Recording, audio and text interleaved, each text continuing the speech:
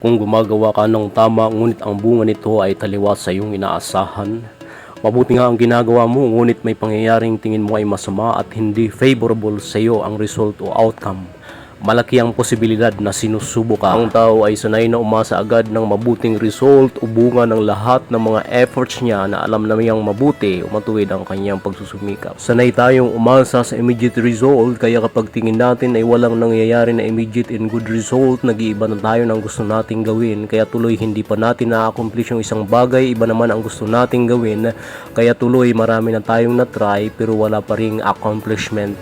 Kailangang mag-set ng goal sa buhay upang hindi pa bago-bago ang desisyon. Kung mayroon kang goal at sa pag-abot nito ay parang may mga pressure o mga hindrances, hindi na nga hulugang titigil ka na. Mayroon talagang mga challenge na kailangan mong harapin sapagkat pagsubok lang yan. Walang taong umani ng dakilang tagumpay na hindi pinagdaanan ng mga challenge at mga pressures.